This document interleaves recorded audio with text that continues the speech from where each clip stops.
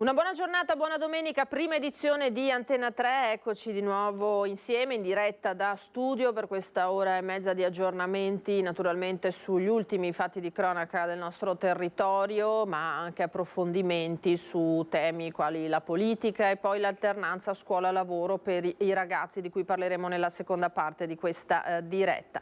Domenica 12 novembre si ricorrono i 4 anni oggi dell'Acqua Granda del 2019 a Venezia. Vi ricorderò poi in più occasioni in questa diretta anche questa sera il documentario che Antena 3 vi proporrà per ricordare quelle drammatiche giornate e quella notte tremenda in cui davvero il mare entrò in città. E poi ricorrono i 20 anni dalla strage di Nassiriya, dall'attentato di Nassiriya, e a Treviso ci sarà una inaugurazione, una commemorazione particolare. Ci collegheremo col nostro Lucio Zanato per seguirne una parte in diretta. Ringrazio in regia Alessandro Granziera e Marco Gagliazzo che seguiranno per la parte tecnica questa diretta, e cominciamo purtroppo con gli aggiornamenti del tragico incidente dell'altra notte a Ormelle in provincia di Treviso, perché lo sapete, un'auto con 4 giovani indiani a bordo è finita fuori strada lungo la provinciale che da Ormelle conduce a Oderzo. Queste sono le terribili immagini dell'incidente, con l'auto che è stata naturalmente aperta dai vigili del fuoco per estrarre gli occupanti che erano incastrati. 2 di loro sono morti sul colpo, ve ne abbiamo dato conto nei servizi e nella cronaca di ieri. Un 27enne che abitava a San Polo, un 35enne che invece era domiciliato a Cimadolmo. Ecco, è di questa mattina all'alba purtroppo la notizia, eccola qua sul home page della Tribuna di Treviso con la foto del ragazzo, della terza vittima, uno dei 2 feriti. Già ieri in più occasioni l'avevamo definito in condizioni purtroppo disperate. È venuto a mancare Davinder Kumar, questo è il suo nome, 26 anni, quindi anche lui molto giovane, anche lui domiciliato a Cimadolmo. Era ricoverato in terapia intensiva neurochirurgica al Cafoncello di Treviso per i gravissimi traumi riportati alla testa. Purtroppo neanche lui ce l'ha fatta, e dunque di quell'incidente si contano ben 3 vittime, quindi un bilancio davvero pesantissimo. Sono serie, sono gravi le condizioni anche del quarto occupante dell'Audi A3 che continuiamo a vedere nelle immagini che vi stiamo proponendo, anche se la vettura è evidentemente irriconoscibile. Sono gravi, dicevamo, è in terapia intensiva centrale al Cafoncello di Treviso, ma non dovrebbe essere in questo momento in pericolo di vita, o quantomeno si segue la sua evoluzione con un cauto ottimismo, anche se il politrauma è molto molto serio. Allora ieri siamo andati sul luogo dell'incidente, c'è stato un via vai di amici, colleghi, conoscenti di questi ragazzi che lavorano nelle diverse aziende del territorio, nella zona tra il Piave e l'Opitergino. Sono numerosissimi i cittadini indiani che lavorano nelle vetrerie piuttosto che nelle fabbriche che trattano il legname, fabbriche di mobili come il conducente proprio della vettura, oppure in agricoltura. Sentiamo quello che abbiamo raccolto ieri relativamente in particolare al conducente della macchina, un 27enne di San Polo di Piave. Vedere macchina come fatto l'incidente. Amici, conoscenti sul luogo del tragico schianto costato la vita al 27enne Gurtej Singh e al 35enne Gurdeep Singh è un continuo via vai. In tanti conoscevano il giovane di San Polo che aveva lavorato alla Friuli Intagli di Prata di Pordenone prima di spostarsi nuovamente a Oderzo. Era proprio un amico di pelle, conosco da tanti anni. Dio santo, anche 27 anni, giovane, figlio unico, è una sorella solo. Dio, un bravo ragazzo, dispiace. Il 27enne aveva detto ai genitori che sarebbe uscito una mezz'oretta insieme ai 3 amici, tutti domiciliati a San Michele di Piave. Il gruppetto stava rientrando da Oderzo quando è accaduto l'incidente. Gurtei abitava con la famiglia in vicolo Casa Favorita. In Italia e a San Polo erano arrivati nel settembre del 2019. L'ennesima tragedia che colpisce il nostro territorio per quanto riguarda gli incidenti stradali. Quando la notizia è arrivata e ho cominciato a vedere che appunto il ragazzo aveva 27 anni, è stato subito un colpo, perché pensi al futuro, pensi a una famiglia dietro, agli amici, una comunità davvero che si stringe attorno alla famiglia in questo caso, però dobbiamo davvero guardare a come poter sensibilizzare i nostri ragazzi e soprattutto i giovani che la strada è davvero un punto dove bisogna prestare attenzione. Insieme al parroco Don Alberto Dalla Corte, che ha portato la solidarietà della comunità religiosa, il sindaco Fantuzzi ha fatto visita alla famiglia dello sfortunato giovane.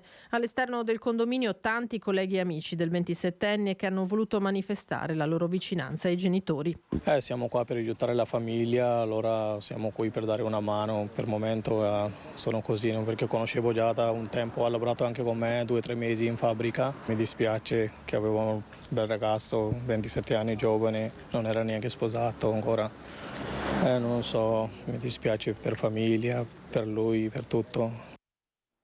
Questo dunque il cordoglio. Tra l'altro per la comunità indiana sono giorni in teoria che dovrebbero essere di festa, perché per gli induisti si festeggia la festa della luce in queste giornate, invece purtroppo per le comunità, lo avete sentito, dei nostri territori dell'Opitergino Mottense, ma tra Cimadolmo, San Polo, Ormelle sono giorni di profondo lutto e profondo dolore. Noi restiamo sulle strade perché nella notte appena trascorsa, intorno all'1:15, i vigili del fuoco sono dovuti intervenire in via Col Roigo a Romano Dezzelino, siamo alle porte di Bassano del Grappa, per un'auto finita contro un palo dell'Enel, la vedete nelle immagini fornite dai vigili del fuoco, dopo la perdita di controllo da parte del conducente che è rimasto leggermente ferito. I pompieri arrivati proprio da Bassano hanno messo in sicurezza l'auto e isolato e circoscritto la zona per il cavo a terra naturalmente, mentre il ferito è stato preso in cura dal personale del SUEM 118. I carabinieri hanno dovuto deviare il traffico ed eseguito i rilievi del sinistro. Le operazioni di soccorso da parte degli uomini del 115 sono terminate dopo circa 2 ore col ripristino delle condizioni di sicurezza della zona e dopo naturalmente anche l'intervento dei tecnici dell'energia elettrica che hanno isolato i cavi rimasti danneggiati, lo avete visto in questo sinistro. Ora torniamo invece sulla strage del cavalcavia di Mestre. Parla l'assessore Boraso che punta il dito contro le lungaggini della burocrazia, perché la considerazione che si sta facendo in queste ore è che se i lavori di restauro proprio del cavalcavia di Marghera, da cui è precipitato il bus della linea, fossero iniziati per tempo, fossero iniziati prima, forse la tragedia costata la vita a ben 21 persone sarebbe potuta essere evitata. Sentiamo. Non è pensabile che su opere di messa in sicurezza si debba avere una progettualità così lunga. Un progetto solo e poi si va in gara, perché altrimenti ci vogliono anni.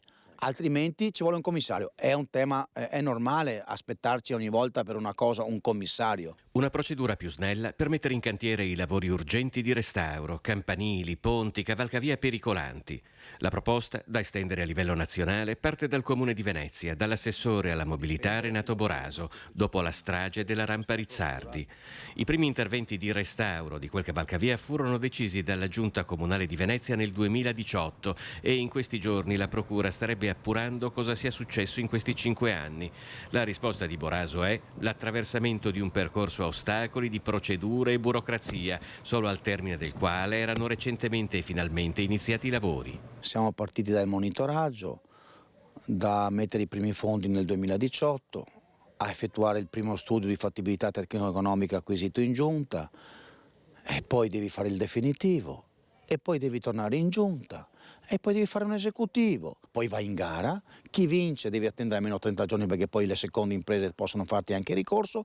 Questi sono i tempi ordinari.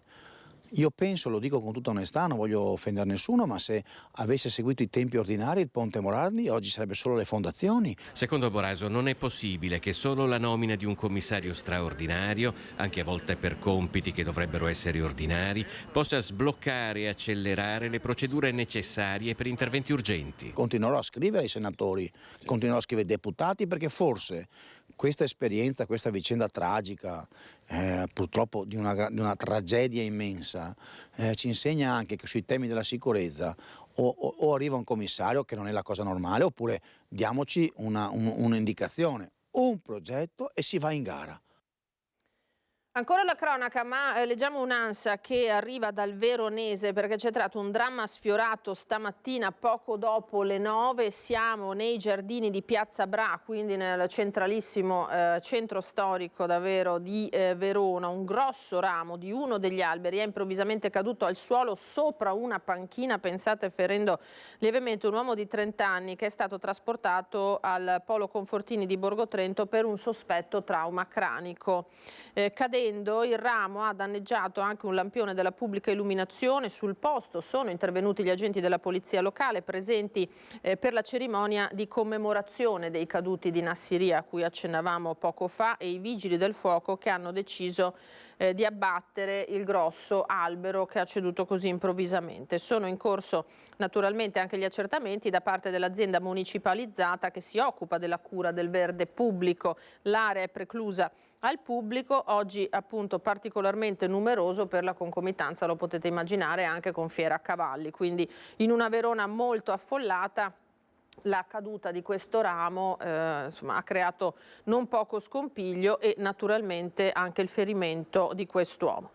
A Sant'Orso oggi, sì adesso, nel Vicentino, perché c'è stata questa notte, c'è stato un violento incendio che ha colpito, che ha interessato un bar-ristorante poco prima dell'alba. Erano circa le 5 di stamattina quando i vigili del fuoco hanno dovuto intervenire appunto a Sant'Orso, via Lesina di Sopra, per l'incendio di questo locale con sopra un'abitazione. Nessuna persona è rimasta ferita, anche perché una persona è stata evacuata prima dell'arrivo dei soccorritori. I vigili del fuoco sono accorsi da Schio e in rinforzo da Vicenza insieme ai volontari di Tiene con 2 autopompe, 3 autobotti, l'autoscala e 15 operatori, quindi un dispiegamento davvero massiccio. Sono riusciti in breve tempo, utilizzando la schiuma, a circoscrivere e spegnere le fiamme, salvando le abitazioni accanto, perché vedete che si tratta di un contesto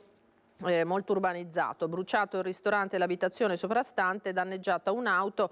Le cause adesso di questo rogo sono al vaglio dei tecnici dei vigili del fuoco, sono ancora in corso peraltro le operazioni di bonifica che si protrarranno per ore appunto per mettere in sicurezza, in modo che non scaturiscano naturalmente ulteriori focolai oltre a quello che ha dato origine a questo incendio che avete visto nelle immagini, che ha causato davvero moltissimi danni. Adesso andiamo a Fara di Soligo, nella Marca trevigiana, perché parliamo di furti. Un furto tra l'altro messo a segno altri tentati, con ladri che tornano in azione nella località del quartiere del Piave. Il sindaco ha pubblicato sui social un avviso per mettere in guardia i cittadini. Cari concittadini, in queste settimane sono diversi i furti che sono avvenuti nella sinistra Piave e anche vicino a Fara di Soligo. Ieri sera ci sono stati dei tentativi anche nel nostro comune. Visto quanto è successo lo scorso anno proprio in questo periodo, vi chiedo di prestare molta attenzione. Recita così l'avviso pubblico che il sindaco Mattia Perencin ha voluto rivolgere attraverso i social ai suoi cittadini, mettendoli in guardia.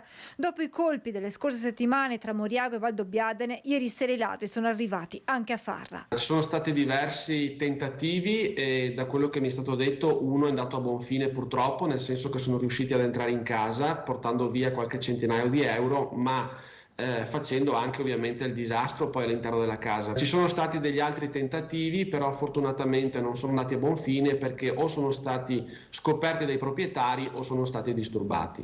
Nessun allarmismo, ci tiene a chiarire il sindaco, ma dopo quanto accaduto l'anno scorso, quando il suo comune era stato pesantemente colpito dai ladri, Perencina ha pensato fosse giusto mettere in allerta i cittadini. Perché l'orario e la tecnica è sempre quella, scasso della finestra o della porta, l'orario è dalle 5, quindi all'imbrunire, fino alle 8, 8 e mezza, quando la gente è ancora a lavoro, rincasa un po' più tardi. Chiudere i balconi o le persiane già dal pomeriggio, attivare l'allarme dell'abitazione, accendere le luci in casa anche se ci si assenta solo per poco tempo e soprattutto segnalare subito al 112 qualsiasi movimento o targa sospetti. Sono gli accorgimenti che Perencina ha voluto ricordare ai cittadini. Intanto nelle ultime settimane sono stati intensificati in tutta la zona i controlli serali delle forze dell'ordine. Io stesso la prossima settimana cercherò di capire se riusciamo a fare anche un coordinato con la polizia locale, in maniera da avere la polizia locale anche in un orario un po' più lungo rispetto a quello solito d'ufficio. Questa dunque l'emergenza furti, lo avete sentito a Fara di Soligo. Adesso con l'aiuto della regia andiamo a vedere l'home page del Gazzettino con l'incidente di Ormelle. Prima notizia, salgono, come abbiamo già detto, a 3 le vittime del terribile schianto. È morto anche Davinder. Il Gazzettino che riporta l'ultimo messaggio del ragazzo di San Polo che conduceva la vettura: mamma, sto arrivando, ti porto il gelato. Purtroppo è andata a finire come è andata, con queste immagini davvero terribili e 3 giovani vite stroncate. Altra giovane vita stroncata, quella di Dario, 36 anni, malore in bagno di notte, muore a questa giovanissima età. Siamo ad Azzano Decimo, l'hanno trovato i genitori. Quest'uomo tra l'altro aveva subito un intervento a un ginocchio a Mestre solo un mese fa. Ci sarà da capire cosa è capitato. Rovigo, in viaggio di nozze, spinge la moglie dalla balaustra, 43enne condannato a 3 anni e al risarcimento. E poi ancora un avvistamento, poi vedremo se riusciamo a ingrandire l'immagine. Un lupo avvistato nel centro di Cortina, non attacca l'uomo ma fate attenzione. E una vicenda di furti che arriva da Zero Branco, mette in fuga i ladri dalla villetta del vicino, la banda gli scaglia contro una raffica di sassi. Insomma, ce n'è davvero di ogni tipo di notizia di cronaca in queste ore. Allora, vedo collegato il nostro Lucio Zanato in diretta da Canizzano, quartiere di Treviso. Vedo anche parecchi ospiti per questa cerimonia per i 20 anni dei caduti di Nassiriya. A te Lucio, buongiorno. Buongiorno Lina, buongiorno ai telespettatori di Antenna 3. Si è appena conclusa la cerimonia per la scopertura di una lapide dedicata non solo ai caduti di Nassiriya in questi 20 anni, cioè nel ventennale del ricordo di quell'attentato che è accaduto in Iraq, ma per i caduti civili, i caduti di pace di tutte le guerre. Allora sono con il consigliere di quartiere, ma sono anche con l'assessore Sandro Zampese e soprattutto con il sindaco, proprio per raccontare perché questa stele è così importante e vuole ricordare non solo i caduti in Nassiriya, ma ad esempio si ricordano in questi giorni i caduti dell'aeronautica nel 1961 in Congo. Pensate, furono barbaramente uccisi e mutilati mentre stavano portando degli aiuti ed erano militari dell'aeronautica. Allora, sindaco, il senso civico di questa stele? Intanto è quello di andare oltre i numeri, perché quando facciamo la conta dei morti civili o militari, e la stiamo facendo anche in queste ore quando guardiamo in Ucraina piuttosto che in Israele, i numeri in realtà corrispondono a donne, uomini, bambini che rappresentano una storia spezzata e che non potrà più vedere la luce del mondo. E poi dedicare alle nostre forze armate, che ricordo essere impegnati sempre in scenari di guerra per riportare la pace, e molte volte le perdite di questi nostri soldati lasciano segni indelebili soprattutto nelle loro famiglie. Quindi questo non vuole essere un luogo di memoria, ma vuole essere un luogo di sensibilizzazione per costruire un mondo davvero che guarda alla pace con speranza. Evidentemente gli adulti ancora non hanno capito come si vive in pace, ma non vogliamo arrenderci a un mondo di guerra, ma vogliamo un mondo di pace. Ecco, noi ve lo faremo vedere questa sera, la stele, però ve la facciamo descrivere dall'assessore Sandro Zampesa, che proprio durante la presentazione ha voluto chiarire il perché della realizzazione. Intanto ringrazio il settore dei lavori pubblici e in particolar modo l'ingegnere Spiegariol e Geometra Ghiro, che in tempo di record mi hanno aiutato a fare questo bellissimo monumento. Abbiamo scelto la stele perché la stele fin dall'antichità è il simbolo della commemorazione di caduti e delle celebrazioni. L'abbiamo fatta con la pietra giallo d'Istria, perché è una pietra dura come il sentimento che ci accomuna e anche perché ha le tonalità e i colori di quella terra. Le scritte incise sono incise con il colore rosso, che è il colore che dà memoria del sangue delle nostre vittime. Ecco, quindi un buon motivo per venirla a vedere, soffermarsi un attimo. Per il quartiere cosa significa? Questo è un monumento importantissimo perché deve fare da monito alle nuove generazioni. Deve entrare nella testa dei ragazzi che ogni tipo di guerra nel mondo è sbagliata. L'abbiamo fortemente voluto in Consiglio Comunale appunto perché deve essere un segno indelebile nel nostro quartiere, nel nostro territorio. E tutto questo è cominciato grazie ai consiglieri che l'hanno votato veramente all'unanimità. Quindi il segno di contrastare qualsiasi tipo di guerra c'è insito in noi e vogliamo trasferirlo alle nuove generazioni.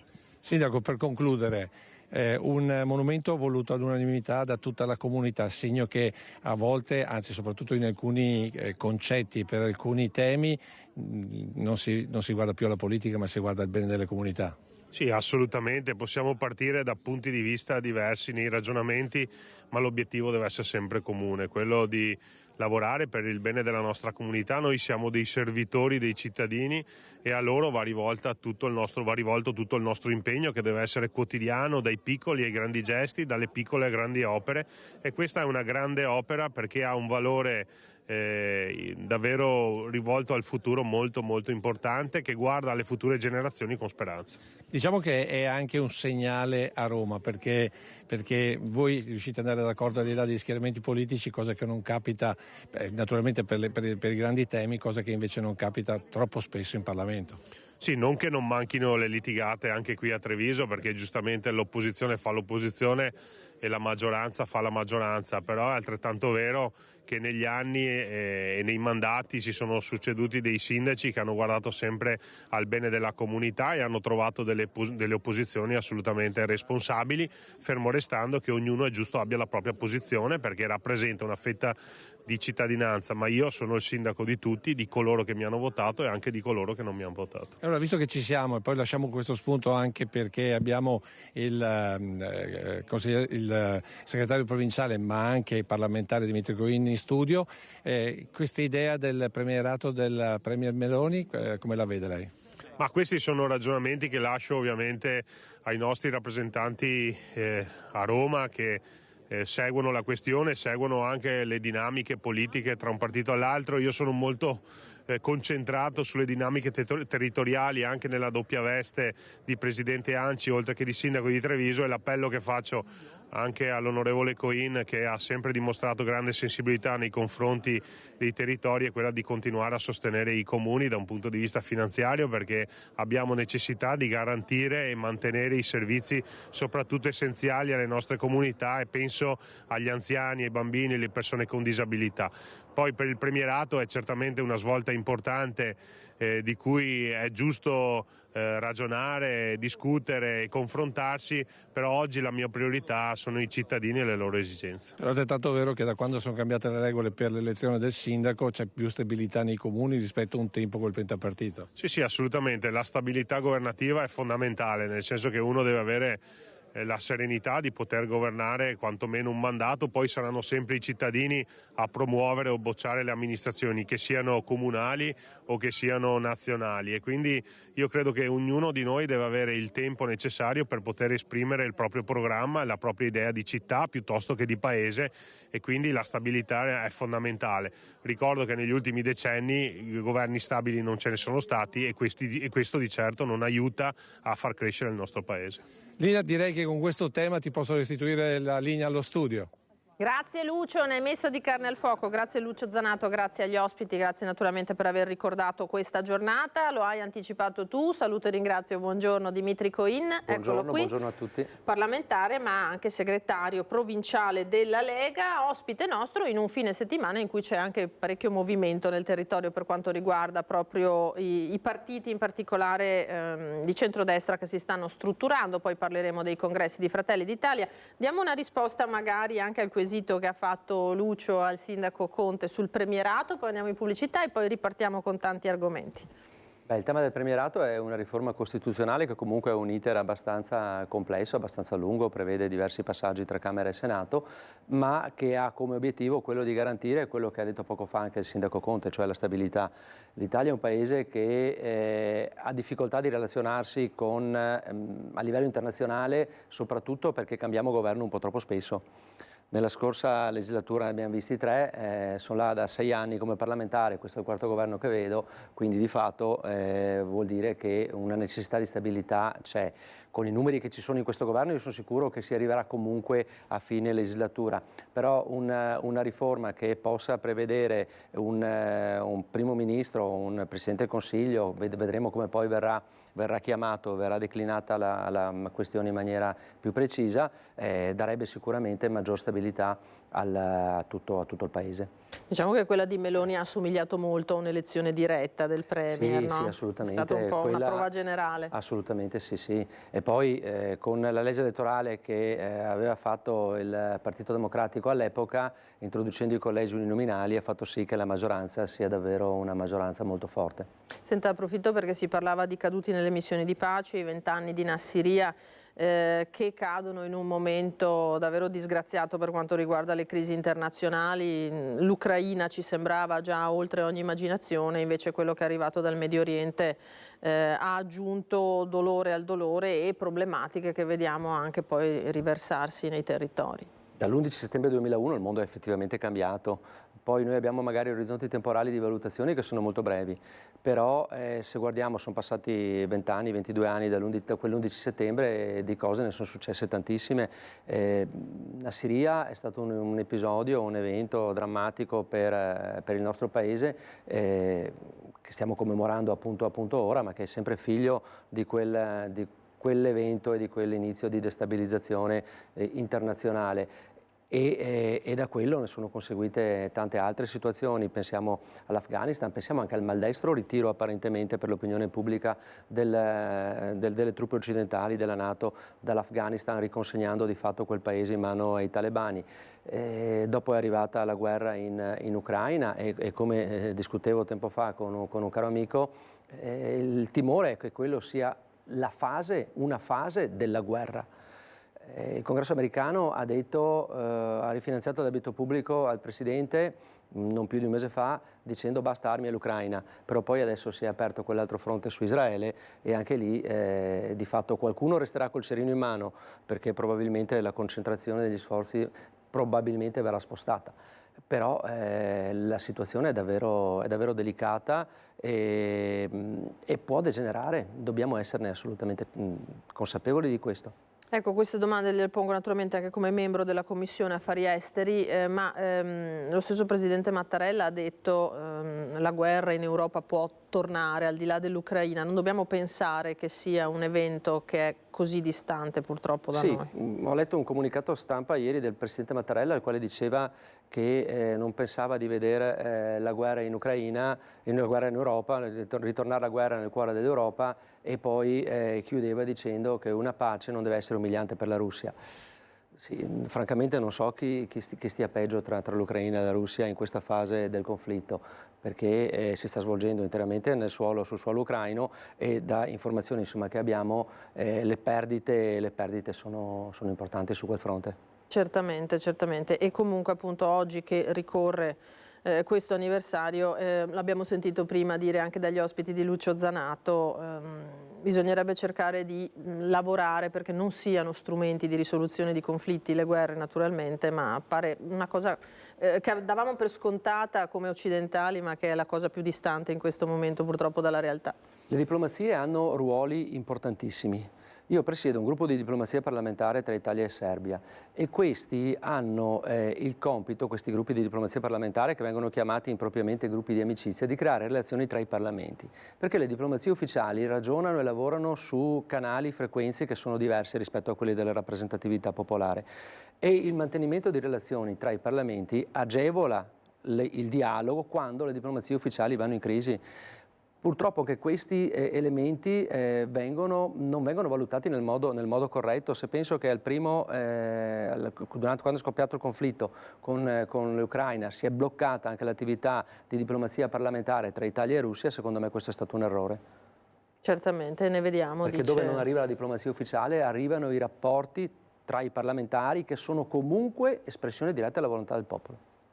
Certamente, e queste erano con strade sensibilità differenti. Certo, erano strade da perseguire senza dubbio, visti poi i risultati purtroppo sul campo. Allora, noi ci fermiamo per qualche minuto di pubblicità, torniamo con il nostro ospite tra poco e con i temi che riguardano più strettamente il territorio, a partire dalla sanità pubblica. A tra poco.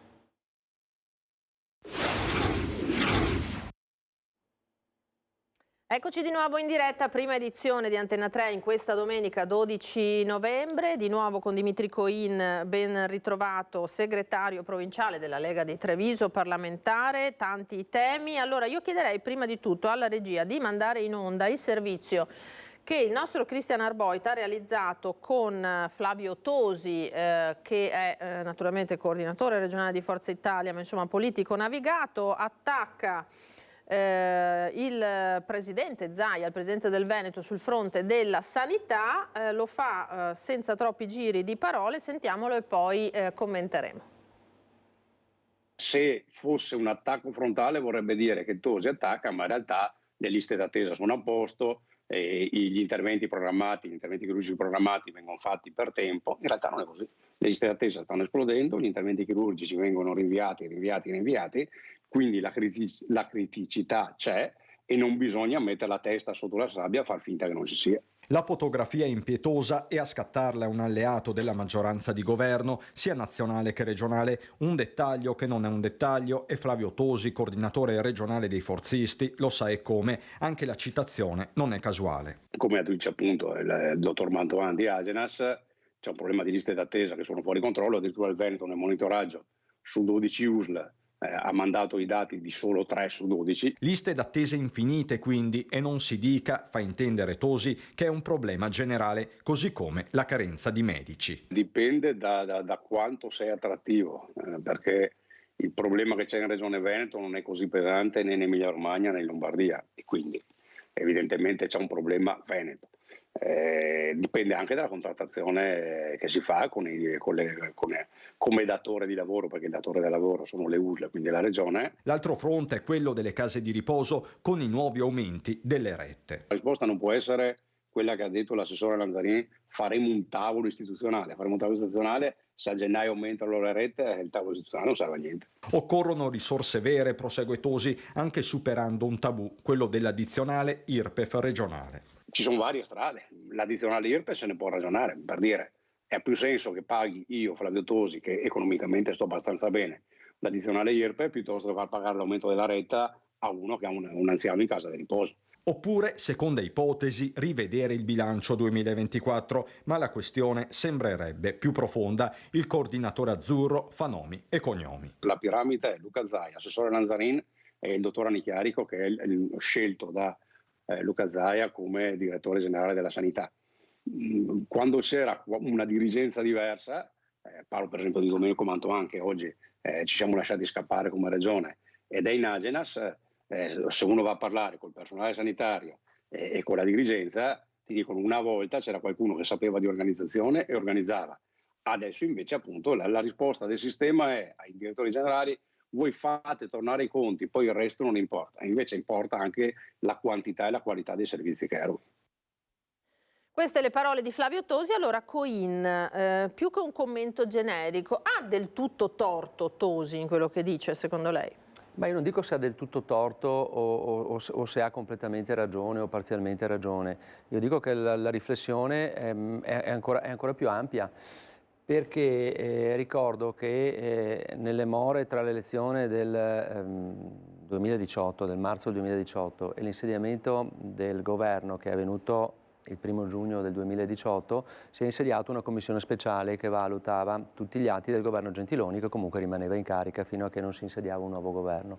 In quell'occasione io sono andato ad assistere, non facendo parte della commissione, sono comunque andato ad assistere a un'audizione dei magistrati della Corte dei Conti, i quali elogiavano il governo Gentiloni dicendo che, secondo le indicazioni date dall'Unione Europea, la spesa sanitaria si era portata al 6,5% del PIL, quando però bisogna fare ancora un sacrificio, arrivare al 5,5% del PIL. Già il 6,5% del PIL è una spesa di non assistenza sanitaria, il 5,5% figuriamoci quanto sarebbe stato, e parliamo comunque di numeri relativi al PIL e quindi conseguentemente l'investimento pre-Covid. E quindi parliamo di un'altra era, perché il Covid ha fatto comunque da spartiacque. E poi se ci facciamo un'altra domanda e cerchiamo di capire magari con chi l'Unione Europea fa lobby, e scopri che la grande sanità privata è fatta dalle stesse figure che probabilmente dicono all'Unione Europea di disinvestire agli Stati, magari poi ti accorgi che chi dà un'indicazione alla fine è chi ne beneficia.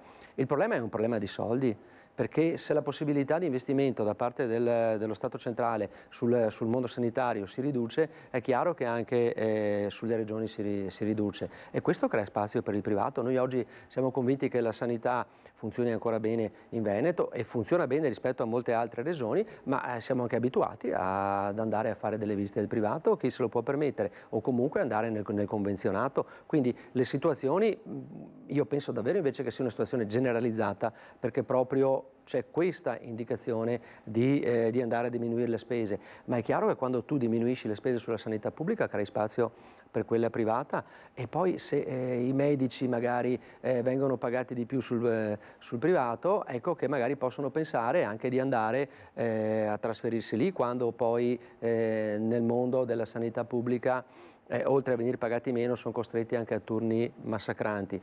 Quindi è tutto quanto un circolo vizioso che si è innescato e che bisogna fare di tutto per cercare di invertire come rotta, perché io sono convinto che il privato deve esistere. Io sono un liberista estremo, deve esistere, ma non deve esistere perché il pubblico è messo in situazioni di inefficienza e quindi crea spazio. Io sono sempre stato contrario anche all'utilizzo di macchinari tipo le risonanze magnetiche che sono in capo agli ospedali e che possono venire usate privatamente, perché la risonanza magnetica l'hanno comprata tutti i cittadini.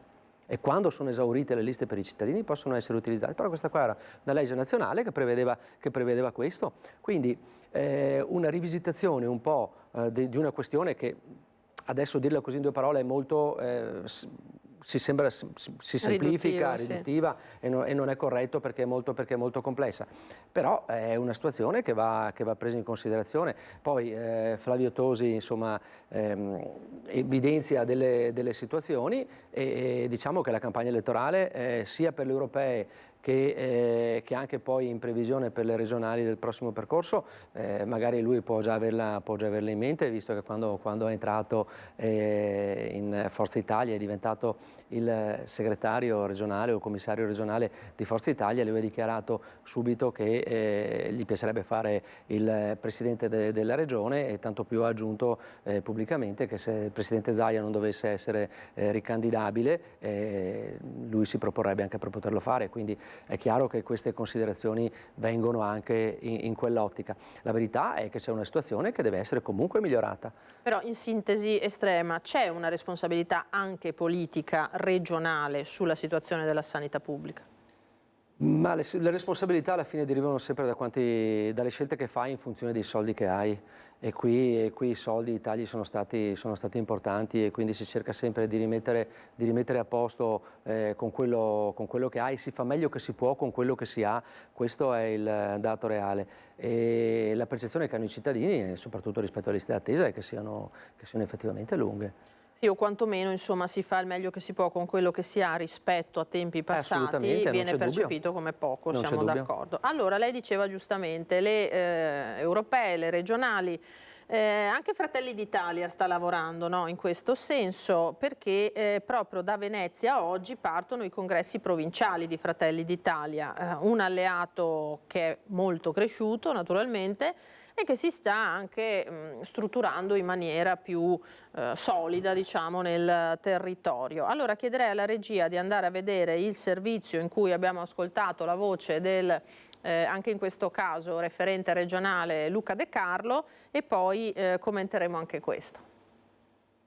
Innanzitutto domani iniziamo con 2 congressi, quello di Venezia città e di Venezia provincia, che unitari, tra l'altro, quindi dove si è trovata una quadra politica per rafforzare la classe dirigente dopo tanti anni di lavoro di Raschillà a Venezia città e di Pavanetto, che poi verrà riconfermato a Venezia provincia, mentre Venezia città sarà Speranzon. Partono da Venezia i congressi provinciali di Fratelli d'Italia e se qui la quadra politica si è trovata prima del voto, lo stesso discorso non è scontato per gli altri appuntamenti. Dove non si riuscirà saranno 2 visioni di come far crescere il partito che saranno a confronto e saranno i tanti militanti a decidere. Il 26 novembre toccherà il congresso provinciale di Treviso, al momento l'unica certezza è la candidatura di Giuseppe Montuori. Dall'altra parte sento che c'è un po' di fermento di altri, però ad oggi non abbiamo ancora un nome sicuro, non è ancora stata depositata la candidatura. In attesa che vengano depositate altre candidature ufficiali, si fanno sempre più insistenti le voci che vedrebbero una sfida Montuori-Claudio Borgia.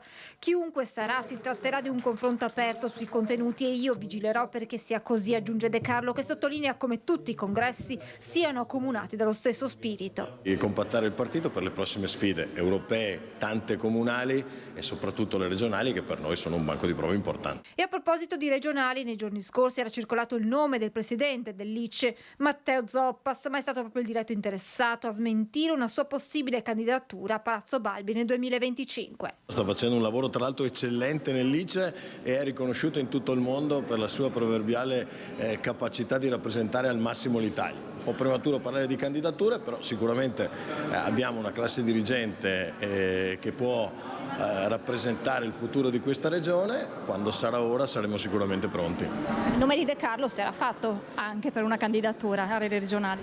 De Carlo sta benissimo a fare il presidente della Commissione Agricoltura del Senato ed è contento così. Però De Carlo lavorerà sicuramente per avere un governatore di Fratelli d'Italia. Un'ultima considerazione, il senatore De Carlo la rivolge al referendum sul premierato annunciato dalla premier Giorgia Meloni. È chiaro che a qualcuno dia fastidio, sono tanti, insomma il PD è abituato a governare senza aver mai vinto le elezioni, ad oggi invece diamo la possibilità anche agli elettori del PD di poter scegliere il proprio primo ministro. Io sono sicuro che gli italiani poi sceglieranno ancora Meloni.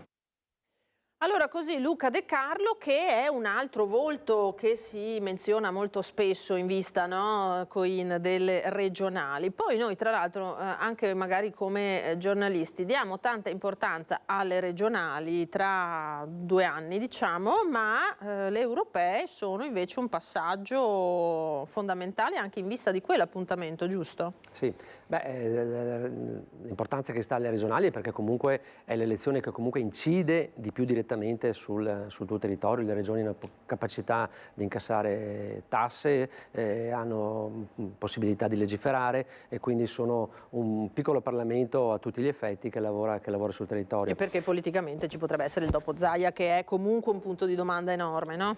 Io direi anche di no, ma comunque vedremo. E le europee sono una tappa fondamentale perché l'importanza delle elezioni europee, che è stata sempre banalizzata purtroppo dall'elettore italiano, cioè l'elettore italiano pensa che le elezioni europee siano le meno importanti, quando in realtà la capacità di condizionamento di un Parlamento europeo rispetto ai Parlamenti nazionali, ma non solo, pensiamo alle politiche agricole, pensiamo a tutto quello che ne consegue su un paese, sono fortissime. Ogni finanziaria noi dobbiamo farla vedere all'Europa se va bene o se non va bene, e quindi sono assolutamente un passaggio vitale e importante. E poi sono anche l'ultimo passaggio politico a livello nazionale prima delle elezioni appunto regionali, come diceva poco fa, e queste avranno anche un peso rispetto a quelle che saranno le trattative a livello nazionale sulla ripartizione delle rappresentanze partitiche all'interno delle regioni. Quindi sono di un'importanza assolutamente vitale, ma la sfida che deve fare la politica, ma tutta la politica. Ieri sono stato al congresso di Azione che hanno invitato i segretari provinciali, con grande piacere sono andato subito perché è stata secondo me un'iniziativa davvero, davvero bella.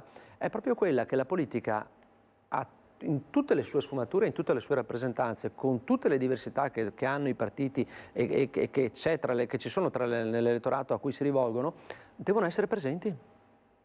Dobbiamo essere presenti tutti, perché solo così riusciamo comunque a fare in modo che i cittadini si rimpossessino della rappresentatività democratica che esercitano con il voto, perché sennò vanno a votare sempre di meno, ma dipende anche dalla capacità e dalla responsabilità di chi i partiti li gestisce. E a proposito di partiti, invece ieri è sceso in piazza il PD a Roma, con migliaia di militanti che sono partiti anche dal Veneto, proprio per destinazione Piazza del Popolo, naturalmente per la manifestazione indetta dal PD per un futuro più giusto, era il titolo. C'era anche anche in questo caso, così completiamo un pochino l'arco politico, il segretario regionale del PD Veneto Andrea Martella. Sentiamo cosa ha detto e poi commentiamo. È una bellissima manifestazione quella di oggi qui a Roma, una grande partecipazione anche dal Veneto, tanto entusiasmo per una piazza che manifesta a favore della pace, della sanità pubblica, dell'ambiente e che vuole dimostrare che in Italia è possibile avere un'opposizione forte ed incisiva, capace di farsi alternativa per dare un futuro più giusto. Così allora Martella, nel sottofondo si sentiva evidentemente Elish Lane, credo fosse lei, insomma, che molto accalorata portava avanti quelli che sono i temi del Partito Democratico, a cominciare dal salario minimo, ma poi insomma anche la manovra economica naturalmente che scontenta le opposizioni. Cosa ne pensa di questa mobilitazione e anche di quello che ne è emerso?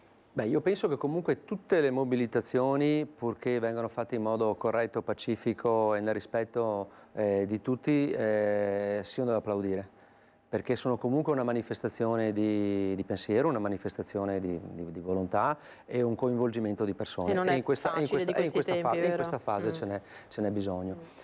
Quella che è la manovra finanziaria che arriverà al Senato a inizio di dicembre è una manovra che comunque è soggetta ancora ad aggiustamenti. Quando uscirà dal Senato poi arriverà alla Camera, immagino in maniera assolutamente blindata, e quindi da lì non si riuscirà poi più a toccare nulla. Però è una manovra fatta da un governo politico e quindi può essere anche normale che dall'altra parte politica determinate punti o determinate scelte non vengano condivise. Però quando si parla di una parte importante dell'ammontare del valore, del peso economico della manovra che viene riconfermato sul taglio del cuneo fiscale e quindi su un quantitativo di denaro che resta in tasca ai cittadini maggiore, questo immagino che sia pretestuoso eventualmente andare a criticare. Poi è anche vero che magari in situazioni come queste, dove l'inflazione ha fatto alzare i prezzi e soprattutto i tassi di interesse sui mutui, magari la percezione verrà probabilmente bruciata. Però è anche altrettanto vero che se non ci fosse stata sarebbe stata una situazione davvero drammatica. Ha toccato poi Martella anche tematiche come la pace, l'ambiente e la sanità pubblica. Sulla sanità pubblica abbiamo già detto prima, ma penso che tematiche come la pace siano tematiche che sono sentite davvero da tutti. La guerra in Ucraina è una guerra che è da noi a 1000 chilometri da casa, che è nel cuore dell'Europa, che ha coinvolto tutti i paesi europei in maniera assolutamente diretta. E quella in Israele lo è altrettanto, perché la capacità e la potenzialità destabilizzatrice che ha quel tipo di conflitto e la contagiosità con un mondo islamico che è comunque infiltrato in tutta la società occidentale è un conflitto davvero da tenere in considerazione con molta attenzione e con molta prudenza. E poi c'è il tema ambientale. Treviso, fresca di vittoria come città green europea, prima in Italia e poi anche Treviso, che è la nostra città. Quindi penso che la tematica ambientale non sia più una tematica che viene riconosciuta come attenzione al mondo del centro-sinistra, ma sia un'attenzione che è trasversale in tutti i cittadini, in tutti i partiti, perché riguarda la società dove noi viviamo, l'ambiente dove noi viviamo. Certamente. Senta, qui adesso abbiamo detto Abbiamo parlato di europei, abbiamo parlato di regionali, sarà un inverno preparatorio senza dubbio, diceva, per le europee e per le amministrative, perché c'è una tornata bella consistente che aspetta in primavera oggi, giusto per menzionare anche questo, a Mogliano Veneto si stanno svolgendo proprio le primarie del centro-sinistra per il candidato, mentre ieri, parliamo appunto di uno dei comuni per quanto riguarda la Marca Trevigiana, magari più importanti che andranno al voto in primavera, di fatto l'attuale sindaco Davide Bortolato, anche se voleva annunciarlo ufficialmente più avanti, di fatto ha detto nel corso di un convegno, ha ammesso che si ricandiderà a primo cittadino. Sentiamo il servizio di Francesca Bozza e poi parliamo anche delle comunali. Il nostro sindaco, che tra l'altro è ricandidato nel centrodestra e da noi sostenuto, Davide Bortolato, che per i saluti. Una conferenza stampa in programma il 18 novembre avrebbe dovuto ufficializzare la ricandidatura di Davide Bortolato alla poltrona di sindaco di Mogliano alle amministrative di giugno 2024, ma con qualche giorno d'anticipo l'annuncio è arrivato nel corso del convegno Mangia Italiano, organizzato dal coordinamento di Fratelli d'Italia nel centro sociale moglianese. Un applauso dei presenti ha accolto la notizia che era già nell'aria da qualche giorno. Ho lavorato per 4 anni, tante sono le cose che abbiamo seminato e che vogliamo portare avanti e raccogliere i frutti di questo che abbiamo seminato. Quindi mi ricandido, insomma mi metto a disposizione della città, dei cittadini per altri 5 anni. Ho una squadra che mi supporta, l'intero centrodestra, e su questo conto di lavorare e di arrivare all'obiettivo. Ci sono tanti progetti che il sindaco punta a realizzare nel caso di una rielezione, contando sugli oltre 7 milioni di euro di fondi intercettati con il PNRR, molte le opere in cantiere, altrettante quelle che attendono di vedere la luce. Ci stiamo anche concentrando nel dare aiuto a tutti quei cittadini che sono in difficoltà, considerate insomma anche gli aumenti delle bollette, gli aumenti insomma del far la spesa, e quindi abbiamo messo in campo anche lì molti bandi, molti aiuti proprio per le famiglie, la famiglia al centro della nostra politica. Se il centrodestra dunque ha già il suo candidato, per conoscere quello del centro-sinistra bisognerà attendere domani dopo il voto delle primarie, che vedrà la sfida tra il segretario del Partito Democratico Giacomo Nilandi e l'ex assessore Tiziana Bau di Spazio Libero. Questo è il servizio realizzato ieri dalla nostra Francesca, che annunciava appunto per oggi questa sfida. Allora, Davide Bortolato si ricandida a sindaco, viste le vicissitudini avute con la Lega, voi siete pronti ad appoggiarlo oppure no? Assolutamente sì.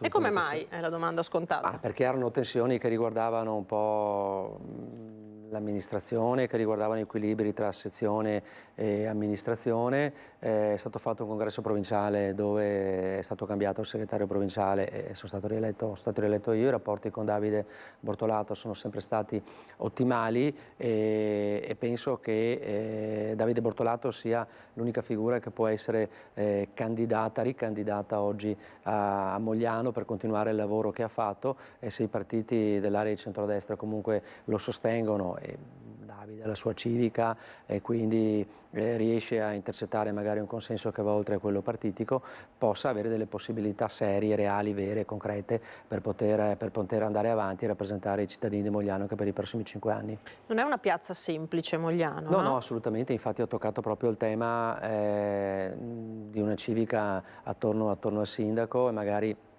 ce n'era anche un'altra nell'elezione passata, perché Mogliano comunque non è una piazza che ha una connotazione politica propriamente favorevole al centrodestra, però figure come quella di Davide, che sono moderate, che sanno dialogare con tutti, che hanno una capacità di dialogo con i cittadini che va ben oltre l'appartenenza politica e partitica, lo ha dimostrato quando ha dovuto, per mettere davanti l'attenzione verso il suo comune, uscire anche da un partito che era il nostro, dove magari c'era stata qualche tensione, per privilegiare quella che era l'attenzione per i suoi cittadini.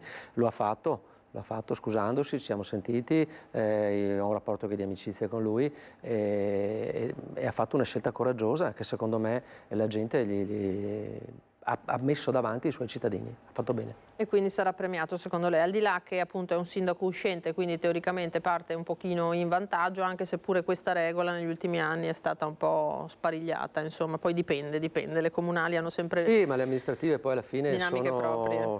sono un'elezione che fa i conti con le persone che si mettono a disposizione, e in questo momento storico di persone che si mettono a disposizione ce ne sono sempre meno, perché trovare persone che facciano il sindaco, che si mette in lista per fare il consigliere... Non c'è da dargli neanche tanto torto, perché No, si è no, messi in condizioni anche certo, complicate. Assolutamente, ma anche come responsabilità degli amministratori, con mille norme, leggi che a volte ti possono anche mettere in difficoltà anche da un punto di vista personale, di responsabilità, su scelte che vengono fatte a livello amministrativo. Sì. Allora, per concludere proprio questa carrellata in cui ci ha accompagnato Dmitry Coin, andiamo a vedere il servizio proprio sull'elezione all'unanimità del nuovo segretario di Azione a cui accennava poco fa. Il partito di Calenda, che nella Marca ha circa 200 iscritti, Fabio Pezzato, consigliere comunale già appunto nelle file del Partito Democratico, passato ad Azione, è stato eletto. Sentiamo. Quindi proclamo eletto all'unanimità Fabio Pezzato, segretario provinciale.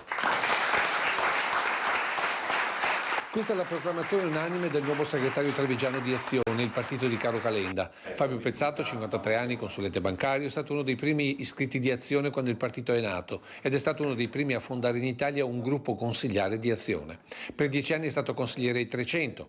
La votazione è giunta al termine dell'Assemblea provinciale che si è tenuta oggi a Treviso, lavori che hanno riportato una consuetudine politica dei tempi della Prima Repubblica, quella di invitare i segretari degli altri partiti. Per me penso sia una novità e speriamo di aver lanciato una novità.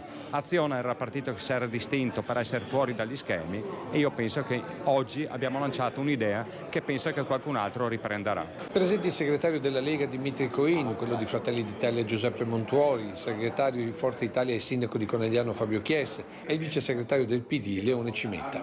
Ma la prima a raccogliere l'invito la presidente provinciale di Italia Viva Martina Cancian, che con Pezzato ha contribuito a eleggere a Treviso il consigliere comunale Nicolo Rocco. Lei nel suo intervento di fatto ha lanciato quasi un ponte qui con il nuovo segretario Pezzato.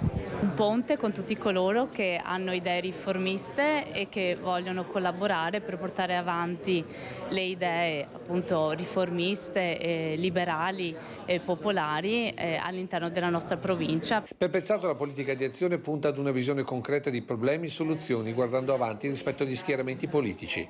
Guardate, il tema appunto centrodestra, centrosinistra, come più volte dire, ahimè, non dovrebbe, la gente è stanca di sentire posizioni pregiudiziali. Importante è lavorare su cose concrete, da risposte concrete, perché i tempi, ahimè, penso, saranno complessi. Coin, allora un'esperienza interessante questa, no? Sì, assolutamente, è un'esperienza, come ho detto anche ieri quando ho avuto l'occasione di prendere la parola, che sarebbe piaciuto, avevo proposto anch'io negli anni passati quando c'erano stati altri congressi della Lega, però io ero sempre fra i candidati, quindi non era che potesse, non ero fra gli organizzatori. Una parte di un congresso che sia comunque aperta alla stampa, che sia aperta al confronto politico, alla presenza di altre forze politiche in maniera trasversale è sicuramente motivo di arricchimento e anche di rilassamento per quanto riguarda la propria militanza e anche il proprio elettorato, che tante volte magari si irrigidisce su posizioni che possono sembrare più vicine al tifo di appartenenza che non magari a un'analisi vera e reale delle cose. Hanno avuto il grande merito di partire con questa iniziativa e mi sembra di aver capito ieri che sia il segretario del commissario segretario che siano del partito di Fratelli d'Italia e anche Fabio Chies hanno invitato appunto i segretari degli altri partiti a presenziare ai relativi congressi, quindi magari hanno iniziato davvero una nuova era di rapporti tra anche pubblici, anche coinvolgendo la propria militanza con le altre forze politiche. Una congratulazione al neo segretario Pezzato e con la convinzione insomma, che si possa dialogare, magari anche se da posizioni diverse, in maniera assolutamente serena e costruttiva per il nostro territorio. Potrebbe essere anche questa una dimostrazione, no, di maturità politica. Esatto. Allora, grazie a Dimitri Coin. Grazie a voi, un saluto a tutti gli spettatori. Grazie per questa presenza. Allora, noi andiamo in pubblicità, torniamo tra poco, parleremo ancora di cronaca e parleremo di alternanza scuola-lavoro, che è un tema molto importante. A tra poco. Eccoci di nuovo in diretta con l'ultima parte di questa nostra prima edizione di oggi, domenica 12 novembre. Allora, parliamo della situazione che è ormai davvero drammatica nelle case di riposo del Veneto, proprio per la disponibilità di personale, non solo, scintille in commissione a Venezia su questo tema. Ma la situazione delle strutture per anziani oggi è quella che ormai conosciamo. Siamo delle geriatrie, siamo delle lungodegenze. Da una parte un Veneto sempre più anziano, con sempre maggiori fragilità e famiglie che faticano a mettere assieme il pranzo con la cena. Dall'altra le case di riposo che saranno costrette ad alzare le rette nel 2024. In mezzo, come sempre, i cittadini, gli anziani e una fetta della popolazione che si fa sempre più consistente. E questo è il dramma che avanza molto rapidamente e del quale si è parlato a Venezia davanti ai consiglieri regionali della Commissione Sanità per l'analisi del bilancio di previsione, alla presenza dell'assessore regionale Emanuela Lanzarin, e c'era anche chi ha messo sul piatto tutte le criticità del momento e del futuro. Oggi è una tempesta perfetta, sempre più anziani che hanno bisogno delle residenze, sempre più costi per le residenze a gestire questi servizi, sempre più anziani complessi e difficili, e quindi è una società che sta cambiando, non ci siamo preparati a questo ricambio. Vista la situazione, le case di riposo hanno chiesto alla Regione l'aumento del fondo per la non autosufficienza di 100 milioni di euro, magari andando a recuperare questa cifra tramite l'addizionale IRPEF. Ma su questo versante pare che non ci sia spazio di manovra da parte di Palazzo Balbi. Per quello, nel momento in cui abbiamo capito che non c'era disponibilità nel chiedere sussidiariamente ai veneti di aiutare il mondo degli anziani, il mondo dei disabili, tutti i mondi in difficoltà, quello che chiamiamo normalmente il mondo sociosanitario, abbiamo alzato un po' i toni rispetto alla scelta di non fare l'addizionale dell'IRPEF, ma sta nel gioco delle parti. La prospettiva per i prossimi anni? Eccola. La politica deve, come ho detto l'altro giorno in commissione regionale, deve assumersi la responsabilità delle scelte. Non c'è niente di male di dire a chiare lettere: non ci sono le risorse per poter venirvi incontro, punto. La politica deve sapere parlare alla gente e non solo per la ricerca del consenso. Così lo avete sentito, Volpe, per quanto riguarda la situazione nelle case di riposo. Diamo una notizia che leggiamo sul sito della Tribuna di Treviso, con proprio un'anziana a cui è stato fatale in una stagione che non è decisamente l'estate, ma evidentemente zanzare ce ne sono ancora, oppure c'è stata un'incubazione prolungata. Questa signora di 88 anni di Ponte di Piave, Maria Narder, per tutti Beppa, ci dicono nel pezzo della Tribuna, storica cittadina di Ponte di Piave, abitava in via Grasseghella, stroncata dal virus della febbre del Nilo. Godeva di buona salute prima di contrarre questa malattia, inutili il ricovero all'ospedale di Oderzo e quindi le cure, tanto appunto da arrivare poi al decesso di questa signora per questa infezione, questo virus. Allora, adesso vi presento il nostro ospite, perché il tempo è sempre limitato. Ringrazio e saluto Guido Lorenzon, buongiorno. Buongiorno a voi. Sarebbe lungo definirti, Guido, giornalista, scrittore, insegnante, personaggio che ha avuto anche un ruolo insomma, come testimone nella vicenda di Piazza Fontana, tanto che sei stato anche premiato per il tuo racconto civile nel 2019 con il collega Daniele Ferrazza per aver riportato d'attualità in occasione dei 50 anni della strage di Piazza Fontana quella vicenda che ti aveva coinvolto da vicino. Forse più nella veste di insegnante e di come posso dire, appassionato della gioventù, no Guido? Sì. Hai scritto questo romanzo che ecco abbiamo anche lì, che la regia può mostrare nella sua copertina integralmente, Ciao Mattia, dedicato al tema dell'alternanza scuola-lavoro e della morte in alternanza scuola-lavoro, perché noi abbiamo avuto poco più di un anno fa, vicinissimo a noi, qui a Noventa di Piave, una delle tragedie che poi mobilitò anche gli studenti in quel periodo in tutta Italia, la morte del 18enne Giuliano De Seta. Forse abbiamo anche delle immagini da mostrare di Giuliano, ci occupammo anche noi di quella terribile vicenda, ragazzo di appena 18 anni di Ceggia, eccolo qua, morto perché una lastra gli cade addosso proprio in questo periodo. Allora, la vicenda di Giuliano ha ispirato questo testo che è comunque un romanzo con situazioni naturalmente inventate, anche se la realtà drammaticamente lo ha ispirato, e parte, è un racconto in prima persona di questo ragazzo e parte dai suoi funerali. Allora, intanto, perché questo lavoro e qual è l'obiettivo?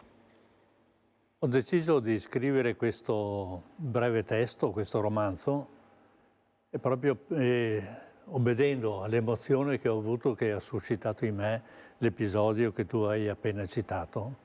Una commozione che ha coinvolto tante persone e ha coinvolto anche me. E subito ho sentito che dovevo fare qualcosa per lui, per i giovani, dovevo fare qualcosa. E ho deciso di seguire tutto quello che accadesse nei giorni successivi. E mi sono accorto che dal giorno del decesso al giorno del funerale sono trascorsi 10 giorni e ho deciso di partecipare al funerale. Il racconto si svolge interamente dall'inizio alla fine della cerimonia funebre e chi parla è in prima persona, è il ragazzo che gode di una forma particolare di esistenza e comunque ha la capacità sia di ricordare il suo passato recente e breve, sia di prevedere il suo futuro e vede nel suo futuro il progetto al quale lui avrebbe deciso di dedicare la sua professione e la sua vita. E questo progetto è orientato alla manutenzione del corpo umano, utilizzando le nanotecnologie, utilizzando l'energia solare, quindi questo Mattia, nome che indica tutta una generazione nelle mie intenzioni, questo Mattia vede il mondo come generato, come mosso dall'energia solare, non più dall'energia del petrolio e quindi dei beni che troviamo nel sottosuolo. Dice a un certo punto, ma l'umanità è partita col motore a scoppio. Perché non possiamo ritentare una ripartenza utilizzando l'energia solare e muoverci di conseguenza? Ecco, in questo quadro Mattia rappresenta bene la sua generazione e fa paura anche perché i giovani hanno paura per il mondo che va in malora. Gli anziani e gli adulti hanno paura di questi giovani che hanno a loro disposizione un futuro molto grande, a differenza degli adulti o degli anziani, e su questo c'è un po' la paura degli uni contro gli altri. Ed è uno dei temi non dichiaratamente presente in questo romanzo. Ecco, il termine paura compare 3 volte nel testo, però è come l'inchiostro con il quale è stato scritto il libro. A un certo punto questo ragazzo dice: sono tagliato fuori dai miei progetti, tra me e loro c'è la morte, perché appunto questi progetti che tu dici lui immagina per il futuro vengono naturalmente, viene impedito al mondo di usufruire dell'intelligenza di questo ragazzo perché muore improvvisamente, in una condizione in cui questo non dovrebbe avvenire nella mentalità comune, al di là della disgrazia, e tutte le disgrazie le vorremmo evitare, siamo tutti d'accordo, ma quello dell'alternanza scuola-lavoro è più lavoro o più scuola? E c'è un dibattito molto forte. Lui era a scuola ed è morto in fabbrica.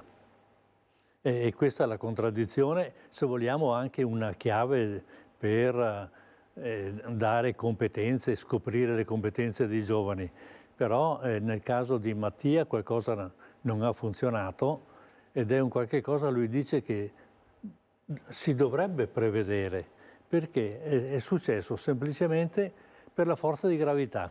È una semplificazione, però è la base di tutto, perché lui dice la forza di gravità, se è instabile, cerca sempre un punto di quiete. Evidentemente quella lastra che l'ha ucciso non era un punto di quiete che consentisse la lavorazione. Che cosa sia successo lo decideranno i magistrati, però è evidente che la forza di gravità ha ucciso questo ragazzo. Si è discusso molto e se ne discute, no? Magari quando capita una tragedia di questo genere, i ragazzi in tutta Italia sono scesi in piazza, perché poi quando è capitata questa tragedia a Giuliano c'erano stati altri episodi, no? Sì. Quantomeno uno, insomma, precedente. Gli studenti da una parte che invocano lo stop all'alternanza scuola-lavoro, le aziende, le categorie che dicono attenzione perché è utile. Io stessa conosco molti ragazzi che poi hanno intrapreso un lavoro proprio grazie alle competenze acquisite in quel posto, al fatto di essere stati formati magari qualche mese per le precise competenze che servono in quel posto di lavoro. Da che parte stai tu in questo ragionamento? Sto dalla parte dell'apprendistato duale, che è la formula nuova, consentita e prevista ovviamente dalla legge, e consente allo studente di trascorrere in azienda 3 mesi come un apprendista, quindi con stipendio, con le assicurazioni, con i contributi. Naturalmente è un apprendista e viene seguito in contemporanea dall'insegnante, al quale deve giornalmente inviare il diario della sua giornata. Ecco, per le aziende che pensano di assumere giovani, per quei giovani che pensano che il loro futuro possa essere lavorativo in questa direzione, ecco, questa mi sembra una soluzione, una pratica molto buona. Naturalmente servono sempre delle condizioni tengono conto che si tratta di uno studente, oltre che di una giovanissima creatura, di uno studente, e quindi lui è lì per imparare e non per produrre. E la fabbrica è lì per conoscerlo ed eventualmente, se ha necessità un domani, anche poterlo assumere. Sono numerosi gli studenti che pensano già di andare nell'azienda, perché ho fatto un sondaggio in una classe di Vittorio Veneto, di andare nell'azienda dove hanno fatto questo loro apprendistato. È una cosa nuova, da quello che ho saputo funziona abbastanza bene, e questa scuola di Vittorio Veneto, città della Vittoria, si chiama l'Istituto, ha vinto il primo premio al Festival dell'Innovazione Scolastica di Valdobbiadene, quindi con questo progetto sull'apprendistato. Ecco, io sto da questa parte, è una cosa nuova, il futuro ci dirà se effettivamente può essere migliore delle cose sperimentate in passato. Ecco, in questo senso un'esperienza di questo genere significa tenere comunque il ragazzo in un ambiente protetto nell'ambito aziendale, perché per esempio Giuliano si è detto era nel posto sbagliato al momento sbagliato, in realtà era nel posto sbagliato, cioè nel senso fin dove deve arrivare questa esperienza dei ragazzi in questi ambiti? Perché poi magari restano in ufficio e uno dice non ho imparato nulla di contro, no? L'importante è capire qual è l'obiettivo e poi da lì tornare indietro e organizzare i percorsi. Se l'obiettivo del ragazzo è quello di conoscere le aziende, di conoscere se stesso, di capire quali sono i suoi talenti e le sue competenze, che non sono greco, latino, italiano, matematica, ma possono essere anche diverse, ecco, se l'obiettivo è questo, va costruito tutto tenendo conto che lui deve raggiungere dopo questo percorso il massimo di conoscenza, di sfruttamento di questi 3 mesi in azienda per conoscere se stesso, capire quale può essere la sua esistenza. Io ho incontrato un ragazzo che mi ha detto sì, a me è stato molto utile, però io penso di fare storia antica. Questo ragazzo ha maturato veramente il distacco da quello che è il suo destino, imposto dagli altri, dall'esterno, dalle circostanze, e ha individuato qual è il suo talento, il suo desiderio, la sua missione nella vita. Lui vuole studiare storia antica per insegnarla, evidentemente. Che meraviglia, ma le scelte si fanno anche per esclusione, no? Esatto, e questo è l'importante di più esperienze, non una sola esperienza quella in aula, ma anche le esperienze collaterali. Allora, Generazione Z si chiama la generazione di questi ragazzi, che non è la nuova, mi sono informata, generazione Alfa, quelli post 2012, è questa generazione di mezzo a cavallo, i post millennials, ma prima dei successivi ancora, insomma ogni generazione pare debba avere un nome, non so perché. È successo così, sì. Ma io ho una curiosità, mi domandavo, ma perché Guido Lorenzon ha 80 credo anni, 80 complimenti, 82 anni, si interessa della generazione Z? Perché come dicevi prima, viviamo in un'epoca in cui c'è reciproca diffidenza, giovani, anziani, anziani, giovani, molto più di una volta, perché non c'è più familiarità, perché non si vive più insieme probabilmente, no? Perché hai questo slancio verso, perché hai avuto questo slancio verso ragazzi così giovani? Allora, i giovani che vivono nel mondo che noi abbiamo creato per loro e abbiamo lasciato sono molto pessimisti e temono che il mondo vada veramente in crisi. E non so se abbiano torto o ragione. Hanno ragione quando pretendono che noi, insieme con loro, facciamo qualcosa che vada a favore dell'ambiente, della manutenzione, diciamo, del pianeta Terra. E i giovani sono in pratica non solo il loro futuro, ma sono anche il mio futuro. Cioè, io sono ottimista sul mio futuro se la ultima generazione sul pianeta porta avanti dei progetti, si impegna nella direzione che io ho cercato di avere nella conduzione della mia vita, quando ero insegnante, quando ho fatto il giornalista, e tra l'altro come giornalista ho potuto conoscere la realtà produttiva di tutto il Nord-Est per i 20 anni che ho fatto il settimanale finanziario. E qui c'è molto, in questo libro, c'è molto del Nord-Est, e Mattia, che vede il futuro, vede un Nord-Est dove effettivamente c'è la ricerca, c'è la collaborazione, c'è l'energia pulita. Lui sa, per esempio, che il fatturato dei biotessuti fra 15-20 anni sarà di centinaia di miliardi di euro, ma sa anche che l'Università di Padova, dove lui nella sua visione futura si è laureato, lì c'è il capogruppo, il capofila di un grande progetto di ricerca proprio per i biotessuti. Non svelo di più come andrà a finire la vicenda, perché è pur sempre un romanzo e avrei piacere venisse letto fino alla fine. Però la sua visione è di un ottimismo eccezionale per quanto riguarda le future generazioni, questo territorio e anche il sistema produttivo, che a me sta abbastanza a cuore, che possa funzionare bene. Ho un'altra curiosità, perché tu immergendoti in questa generazione Z, no? Che molto spesso proprio il nostro Nord-Est, che è abituato a lavoriamo sempre, tempi di vita scarsi, ma va bene così, no? Ecco, questo è un modello che ci hanno lasciato onestamente in eredità. E questi ragazzi che magari, l'altro giorno leggevo, non mi ricordo onestamente, portate pazienza, dove qualcuno che ha detto ho visto che il contratto era di 8 ore, mi sono messo a piangere, no? Quando tra l'altro in altri paesi d'Europa si ragiona sulla settimana corta, i 4 giorni, eccetera, eccetera, eccetera.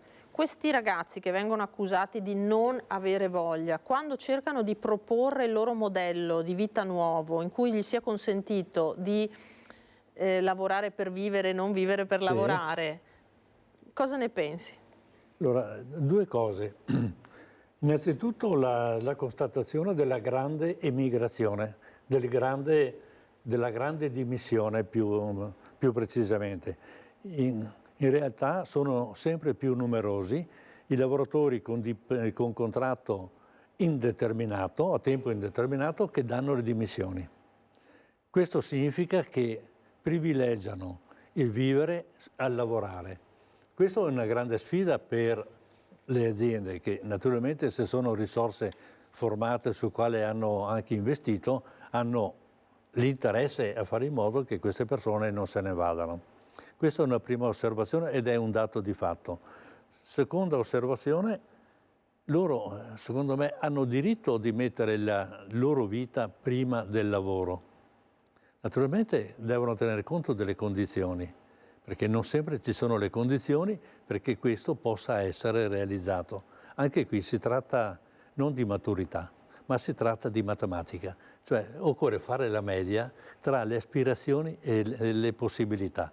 Naturalmente indovinando, sarà un percorso a slalom alle volte, indovinando quello che è il meglio per sé e anche per la collettività, perché io sono convinto che ognuno deve pensare a sé, ma non soltanto a sé. Certo. Deve anche lasciare una traccia, deve anche distribuire qualcosa di bene che sia comune a tutti quanti, altrimenti la sua vita sarebbe una meteora che non lascia neanche il segno. E quindi questa lettura a chi la consigli? A tutti perché è difficile capire i giovani e spero di essere riuscito a scrivere ascoltandoli. Naturalmente ai giovani perché qui si parla del progetto di vita, di talento, eccetera, e delle sfide anche ossessive, un po' eccessive, e Mattia se ne rende conto per raggiungere il proprio progetto di vita. Però molto anche per gli adulti, perché se gli adulti si rendono conto di quali siano le esigenze, le aspirazioni e le possibilità, i talenti dei giovani, ecco, dovrebbero farsi un esame di coscienza e fare i furbi, cercare di utilizzarle, non di respingerle. Bravissimo, sì, mi sembra un ottimo consiglio. Allora, grazie infinite a Guido Lorenzon per questa presenza qui con noi e questo racconto che ci hai fatto di questo romanzo Ciao Mattia, che è possibile reperire, immaginiamo, nelle librerie e anche online. E anche online, ed è una buona lettura, l'abbiamo sentito, per tutti, anche per gli anziani magari che vogliano, che abbiano ancora la curiosità di scoprire i ragazzi. Sì, e prolungare il loro futuro. Bravissimo, grazie Guido, grazie mille. Allora a noi resta solo il tempo, vero regia, per dare qualche avviso, chiamiamolo così. Allora vi abbiamo già ricordato che oggi sono i 4 anni. Resta pure con noi fino alla fine Guido, poi ci salutiamo tutti insieme. I 4 anni dall'acqua granda che travolse Venezia, vedete le immagini naturalmente. Stasera dalle 21:15 vi riproporremo L'Apocalisse di Venezia, il documentario realizzato dalla Media Nord-Est su quei giorni e quella notte tremenda del 12 novembre del 2019, il racconto drammatico di tutte quelle che furono poi le conseguenze del mare, di fatto, che lo vedete entrò a Venezia quella notte, e poi i danni che ne seguirono. Tra l'altro questo fu appunto una vigilia poi anche di tutto lo sconvolgimento portato dalla pandemia, insomma furono mesi davvero difficili. Fin qui abbiamo detto questa sera dalle 21:15 il documentario. Vi ricordo che da domani sera, lunedì 13 novembre, invece la nostra trasmissione di attualità politica Ring anticipa, quindi va in onda dalle 21 e non dalle 21:15. C'è questa novità di palinsesto, mi raccomando non perdetevi naturalmente l'appuntamento con Ring, che invece che alle 21:15, lo ripeto, va alle 21 da domani. Noi stiamo chiudendo, prima edizione finisce qui, grazie ad Alessandro Granziera e Marco Gagliazzo in regia, come sempre tra poco le previsioni del tempo. Vi ricordo che seguirà anche oggi un film, Afterwards, con John Malkovich, la storia di un brillante avvocato di New York con una vita professionale improntata al successo, e poi incontrerà un misterioso personaggio con un compito molto particolare da compiere, per cui ve lo raccomando. Grazie infinite, noi ci vediamo per i telegiornali questa sera. Un buon pomeriggio a tutti, una buona domenica, arrivederci.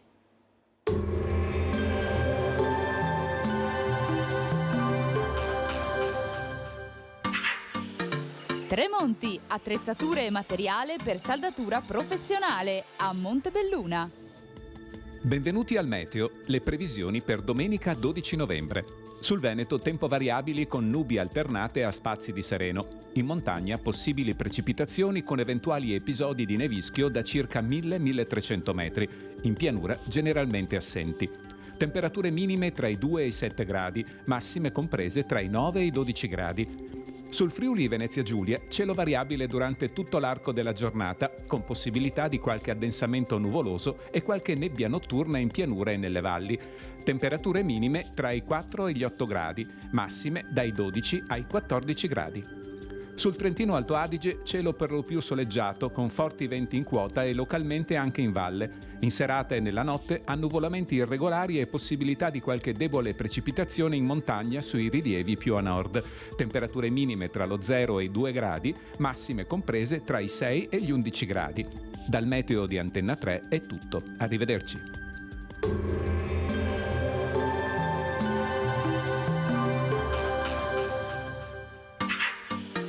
Tremonti, attrezzature e materiale per saldatura professionale a Montebelluna.